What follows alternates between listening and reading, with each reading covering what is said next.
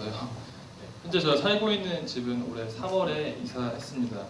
저는 작년 2월에 결혼했었는데 결혼할 때는 주담이가 없는 제 아들 이름이 주담인데 주담이가 없는 상황이어서 어디에 살던지 별로 신경을 안 쓰고 집을 구했었습니다. 그렇게 적당한 환경을 찾다가 감사하게 4층에 위치한 집을 찾게 되었고 그렇게 살다가 주담이를 와이프가 인심하게 되었고 그때부터 이제 와이프와 함께 출산 후에 어떻게 집에 대해서 할까 고민하게 되었습니다. 왜냐하면 그때 살고 있던 집은 엘리베이터가 없었고 좀 살기에 좀 더 넓은 집이 있었으면 좋겠다는 마음이 있었습니다. 그래서 다른 좀 넓은 집을 가지기에는 형편이 안 됐지만 믿음이 있으면 허락해 주시는 은혜를 믿고 계속 기도했습니다. 그래서 기도하면서 그 당시에 살고 있던 집에 살아도 그게 또 하나님의 계획이라고 생각하고 또 순종하는 마음으로 준비하셨습니다.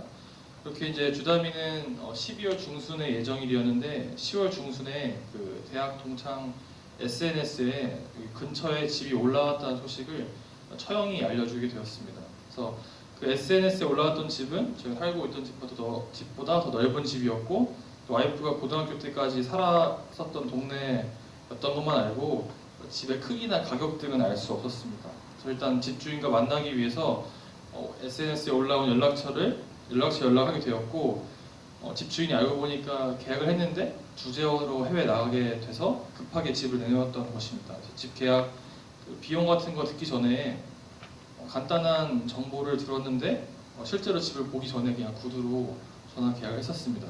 그래서 너무나 기뻤고 그때 기도 응답이 되었구나, 정말 해결되었구나 라고 되었고 엘리베이터 있는 집으로 이사하게 돼서 매우 기뻤습니다. 근데 그 기쁨은 30분 이상 가지 못했습니다.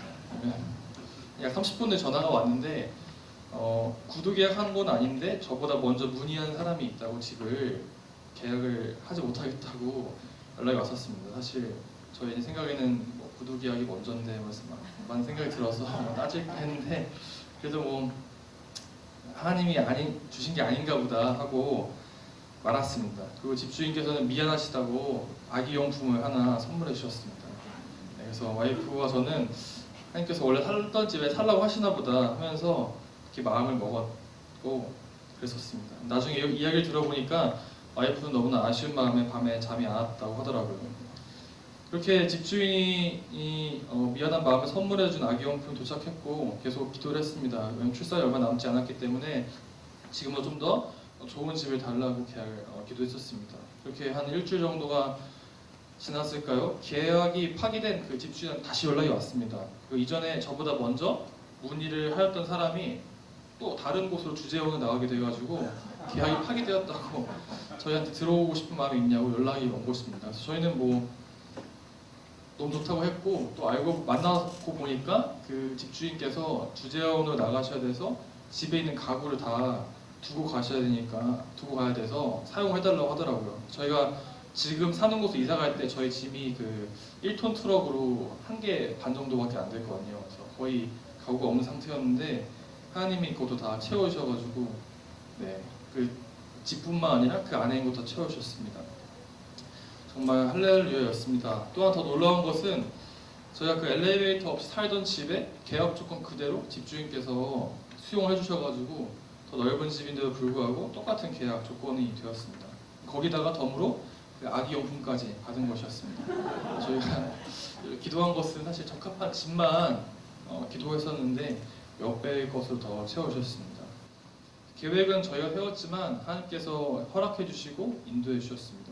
저희가 이 일을 통해서 앞으로 살아가면서 또 기도와 기도 응답을 받을 때 이러한 응답들이 하나둘씩 쌓여가면서 하나님에 대한 믿음이 커져가는 것을 경험했습니다.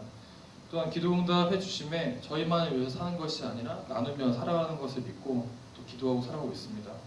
그래서 이 사건을 통해서 저희가 살고 있는 이 상식은 오히려 비현실적이고 하나님의 말씀과 순종하는 것이 또 오히려 현실이구나 라는 것을 깨닫게 됐고 오직 하나님의 순종함이 우리의 삶의 좀 기반이 되어야겠다라는 것을 은혜를 받고 또 그런 경험했습니다.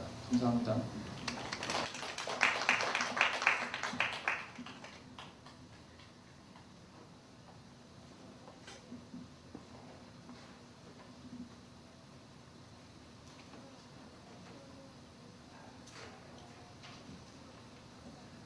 기도하겠습니다. 하나님 아버지 감사합니다.